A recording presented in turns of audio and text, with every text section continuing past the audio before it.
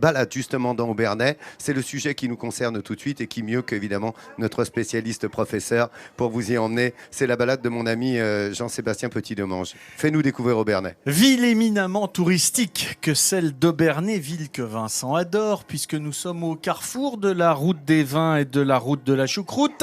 La ville la plus touristique du Bas-Rhin, juste après Strasbourg, une cité où il y a une vraie atmosphère enserrée qu'elle est dans les remparts. Dans les remparts qui restent, il y avait 38 tours et 12 portes à l'époque. Avec en toile de fond, tu l'as dit Laurent, ce mont Saint-Odile. Et dans la cité, on découvre tout un ensemble de belles maisons médiévales, de maisons de la Renaissance, qui symbolisent l'esprit d'indépendance et d'opulence qui régnait ici. Aujourd'hui, Obernai est une véritable étape incontournable dans le tourisme en Alsace. Obernai. Obernai, c'est l'histoire d'une cité qui a su garder tous les charmes de l'authenticité de l'Alsace traditionnelle. Une ville où l'héritage du XVIe siècle se retrouve à chaque coin de rue, surmonté par cette enfilade impressionnante de maisons à colombages. Et pour veiller sur ce patrimoine, depuis 1596, il existe une tour que l'on peut apercevoir de tous les coins de la ville, une silhouette emblématique, celle du beffroi. C'est là que nous avons rendez-vous avec Odile Baas, une retraitée qui a vécu 35 ans à Obernai. Dans le patrimoine aubernois, ce beffroi que nous appelons dans notre langue le Kappelturm, c'est-à-dire la tour de la chapelle, c'est vraiment le centre de la ville, c'est vraiment le signe de ralliement de la ville. Si à l'origine, l'édifice faisait partie de la chapelle, aujourd'hui ce beffroi sert de clocher à la ville. Un lieu d'ordinaire fermé aux curieux, mais qui exceptionnellement aujourd'hui va révéler quelques-uns de ses secrets. Un grand moment pour Odile. C'est la première fois qu'elle pénètre à l'intérieur de ce monument qu'elle connaît si bien de l'extérieur. Ah oui, là je suis vraiment émue. Je vais faire des gros efforts pour arriver à monter quand même, parce que depuis le temps qu'on en parle, et ça doit être très beau là-haut. Eh oui. Car pour profiter du panorama sur Obernai, il faut d'abord gravir les 60 mètres, marche après marche, dans cet ancien escalier en bois. Au plus près des cloches de la ville, on découvre les inscriptions dessinées sur les murs par les visiteurs du passé. Quand on regarde, on a l'impression qu'il y a un dessin qui représenterait l'église, là une tour de rempart. Ça pourrait être une ébauche de représentation de la ville d'Obernai. Du dessin à la réalité, il n'y a qu'une porte à franchir pour enfin contempler cette vue exceptionnelle à 360 degrés sur la plaine d'Alsace. D'un côté, le mont Saint-Odile plongé dans la brume, de l'autre, la forêt noire. Et en se rapprochant un peu, c'est bien la cathédrale de Strasbourg au loin qui se dessine dans le ciel. On a l'impression de prendre des ailes et il faudrait rester longtemps pour apprivoiser un peu chacun des immeubles. Mais moi, ça me plaît beaucoup. Vu d'ici, Odile découvre aussi un point de vue inédit sur Obernai, sur son architecture ou les tuiles des toits des maisons. Ça nous apprend surtout que Obernai est une ville qui est restée très traditionnelle à son patrimoine. Et ça vient essentiellement, à mon avis, du fait que cette ville était entourée de ses remparts. Et ça donnait une certaine unité à la cité. Mais avant de s'éloigner vers les remparts, retour à la terre ferme devant le beffroi. C'est là que tous les jeudis matins se tient un rituel à ne pas manquer, le marché d'Obernai. Une tradition qui remonte à 1301. Et à l'époque, le sort réservé aux voleurs était un peu différent d'aujourd'hui. Le voleur qui avait été pris en flagrant délit, on l'attachait ici pour qu'il puisse être conspué par les gens du marché et qu'il n'ait plus envie de recommencer. Loin de ces punitions d'antan, ce jeudi, la ville bat au rythme du marché, entre les commerçants du coin et les touristes de passage qui se croisent au pied de l'église.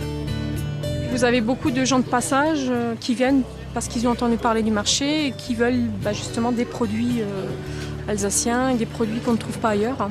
Et ces produits, ce sont notamment ceux de la gastronomie alsacienne, comme ces galettes de pommes de terre si particulières. C'est vraiment une recette traditionnelle, tout est fait artisanalement, comme dans le temps, c'est la recette originale, comme ma grand-mère la faisait. À quelques pas du marché, voici l'hôtel de ville d'Obernai, classé aux monuments historiques. Et c'est à l'intérieur qu'Odile a rendez-vous, non pas avec le maire, mais avec son bureau, pour une des pages d'histoire de la ville. Une salle qui date de 1610, richement décorée du sol au plafond, avec ses peintures murales aménagées comme des tapisseries et qui s'inspirent de l'iconographie religieuse.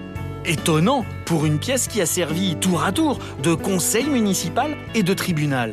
D'ailleurs, sous les arcs des fenêtres, 3 animaux y font référence comme autant de clins d'œil un peu facétieux. Le perroquet qui parle beaucoup et le symbole de l'avocat qui parle souvent d'ailleurs pour ne rien dire. Ici, nous avons le hibou qui ne voit pas toujours très clair et qui représente un peu le magistrat qui peut parfois se tromper dans ses jugements. Et la colombe qui va nous rappeler la paix d'une part, mais aussi l'innocence de celui qui est présumé innocent jusqu'à ce qu'il soit déclaré coupable. À Obernai, comme dans toute l'Alsace, le patrimoine est aussi une histoire de gastronomie et de bons produits. Dans cette maison de 1873, au lieu de la pâtisserie, on peut déguster une gourmandise sucrée, compagnon idéal des sorties en ville. Alors c'est le pavé d'Obernai, qui est un fond sablé avec des amandes ou des noix, des fruits confits et du miel. Les touristes, quand on leur fait goûter, c'est adopté de suite. Allez, après avoir repris des forces, notre flânerie dans les ruelles d'Obernai continue jusqu'à cette maison de la rue des Pèlerins. Et voilà. Là, nous entrons dans la cour d'une maison typique de vigneron. Une petite surface qu'il fallait optimiser. Résultat, les habitations se trouvaient à l'étage et le rez-de-chaussée était consacré à l'exploitation agricole. Quelque chose de typique d'Obernai, les caves ne sont jamais en sous-sol parce que la nappe phréatique n'est pas loin.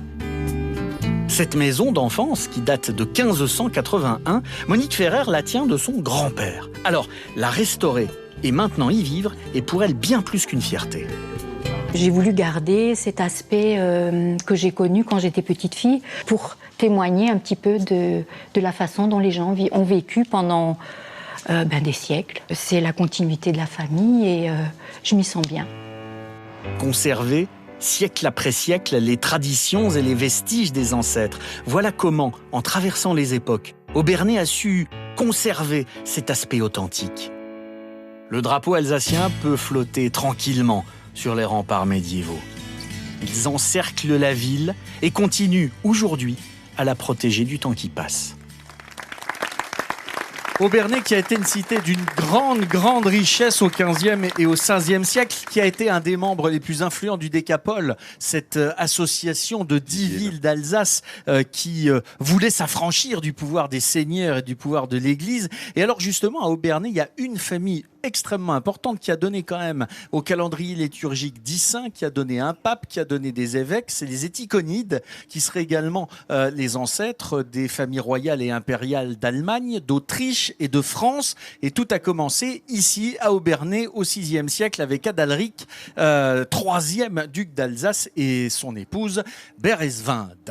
D'où la petite Sainte-Odile. Absolument. Hein, et alors, après. ici, quand même, il y a une grande tradition à Obernai, comme dans toute l'Alsace. Ce sont les marchés de Noël qui ont été inaugurés ce week-end, premier week-end de l'Avent, avant A-V-E-N-T, qui Alors, vient du latin précision. Adventus, qui veut dire l'attente, 4 dimanches avant Noël. Et on ne plaisante pas avec la date de commencement en Alsace, parce qu'on respecte les traditions. Ici, c'est pas comme sur les Champs-Élysées où on fait commencer un marché à la mi-novembre et où si ça continue, ça commencera le 15 août. Ah d'accord, ça c'est fait, paf. On vient, non mais quand même, il y a un moment, ça m'énerve. On vient notamment acheter ici On a vu. On a sa compris, là. fameuse couronne de l'Avent avec les 4 bougies. Nous l'avons là sur le plateau, couronne de l'Avent qui permet d'allumer chaque bougie chaque dimanche en attendant Noël. Et voilà, les traditions, il les respecte et il les connaît. Merci de ces précisions historiques, maître. Comme d'habitude.